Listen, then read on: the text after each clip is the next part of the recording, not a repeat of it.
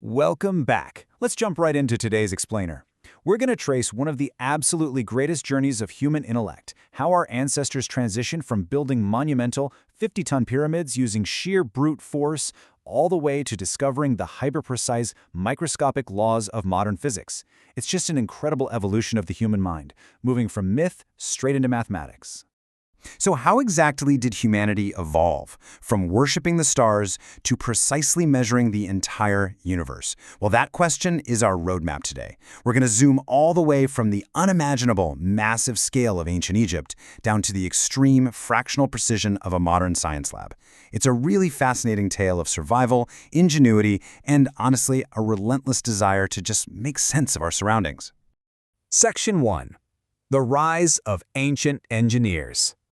To understand the foundation of all modern measurement, we have to go way back. Flashback with me to 11,000 BC. Believe it or not, the Sahara Desert was actually entirely green. It was filled with sprawling lakes and savanna, but then, right around 5500 BC, this tiny shift in the Earth's axis altered the global monsoons and completely dried up the region. This catastrophic climate shift pushed desperate, thirsty tribes toward the one reliable water source left, the Nile River. So this literal shift in the earth sparked an entire civilization out of pure necessity. Before anyone was building massive monuments, they actually had to conquer nature. Digging simple irrigation canals literally turned hungry hunter-gatherers into master builders. By trapping the Nile's vital floodwaters, they learned to grow surplus wheat and barley in that rich black soil. For the very first time, humanity had reliable wealth in the form of food. And with that wealth came the absolute need to organize, to protect it, and to construct on a scale the world had never seen. Now, they definitely didn't get this massive building phase right on the first try. Take King Sneferu's bent pyramid, for example. It was an epic 54-degree engineering failure that nearly collapsed under its own massive weight. They actually had to frantically change the angle halfway up just to keep the structure standing. Yet, it was this exact monumental failure that taught them the crucial math, the geometry, and the load-bearing logic they'd need for future perfection.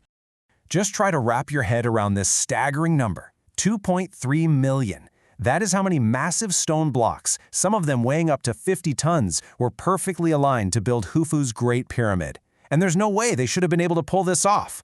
They did it without a single iron tool, without a compass, and without even the wheel. It was a complete triumph of human willpower, basic geometry, and pure brute force engineering. Imagine organizing tens of thousands of workers over decades to get millimetric precision on a monument that size. Section 2. Monuments, Stars, and Mysticism. So, having mastered the earth and massive construction, the ancient Egyptians turned their eyes upward and inward. To conquer death and appease gods like the sun god Ra, they developed a highly methodical and, pretty grisly scientific process. To preserve their kings forever, they essentially reverse-engineered the human body. They extracted the brain, carefully removed the internal organs, but left the heart, since they believed that held the soul, dried the body in salt for exactly 40 days, and wrapped it tight in resin and linen. Driven entirely by intense spiritual belief, this was humanity's early, hands-on foray into chemistry and anatomy. But ancient people weren't just building upward. They were actually trying to map the cosmos directly onto the sand. The Orion correlation theory suggests the precise layout of the three great pyramids at Giza perfectly mirrored the stars of Orion's belt. They were literally trying to anchor the heavens to the earth. It is such a fascinating blend of advanced, heavy architecture with an intense early study of the night sky. And hey, this deep desire to decode the heavens, it wasn't just an Egyptian trait. The classic esoteric text, Shams al-Ma'arif, which translates to the Sun of Knowledge, perfectly captures humanity's long-standing obsession with the occult and hidden knowledge. For centuries, across multiple cultures, we actively sought to understand our world primarily through mysticism, magic, and deciphering spiritual truths rather than relying on direct objective measurement. Which brings us to Section 3, the dawn of physics. Eventually, humanity needed more than mysticism and omens to progress. We needed hard methodology. As detailed in our Bengali physics source, this specific categorization represents a massive paradigm shift in human history. We literally took the infinite, chaotic complexity of the entire universe and distilled it into just 7 fundamental, measurable quantities: length, mass, time, temperature, electric current, luminous intensity, and amount of substance. Think about how profound that is. Suddenly, the universe wasn't unpredictable magic anymore, it was a standardized system that any scientist anywhere in the world could test and understand. This brand new conceptual framework gave us a mathematical language to measure the absolute extremes of reality. By using specific prefixes, we mapped the vastness of deep space using exa, all the way down to the subatomic realm using atto.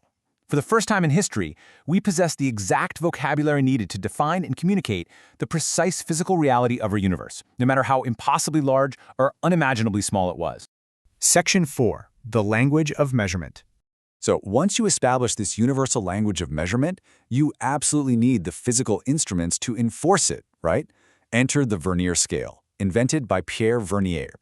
Think about it. The human eye can only divide a single millimeter so many times before it just becomes a blurry smudge. But this ingenious sliding secondary scale totally bypasses our biological limits. It allows us to measure lengths far smaller than the naked eye can detect, taking human physical perception to an entirely new level of fractional millimeter accuracy. Now, unlike the sweat and muscle brute force construction of the pyramids, using a tool like this relies entirely on elegant logic. You place the object between the jaws, read the main scale, find the exact microscopic point where the lines coincide, and apply a mathematical constant to calculate the total length. It completely shifted human achievement away from sheer manpower and directly into the realm of exact, systematic mathematics. It's wild to think that this simple metal tool, the slide caliper utilizing the Vernier method, represents our absolute mastery over the physical world at a micro level. We were no longer guessing, no more eyeballing it, and no longer relying on divine omens. We were systematically and undeniably quantifying our physical environment with absolute certainty. And that leads us to Section 5, Tools of Extreme Precision. Because to truly understand the invisible forces governing the universe, we had to go even smaller. We had to push the absolute boundaries of what our tools could detect. The screw gauge actually takes this precision a step further than the caliper. By utilizing the pitch of a finely threaded screw, it translates larger rotational movement into incredibly fine linear measurements. Imagine being able to accurately measure the precise thickness of a single human hair or the exact radius of a microscopic wire. That is the incredible perception-altering power of the screw gauge. So why does all this micro-measurement actually matter? Well, because without it, modern physics fundamentally does not exist.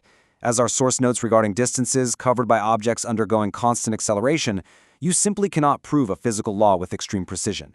You can't just guess that gravity is accelerating an object at 9.8 meters per second squared, you have to prove it. The world-changing theories of Galileo, Newton, and Einstein relied entirely on our newfound ability to measure reality down to the absolute fraction. From stacking 50-ton stones in the searing desert to measuring fractions of millimeters in a sterile laboratory, our quest to understand reality has completely transformed our species. So I'll leave you with this ultimate question. Now that we possess tools of such unimaginable precision, what invisible laws of the universe will humanity decode next? Thank you so much for joining this explainer. Stay curious, and I'll catch you next time.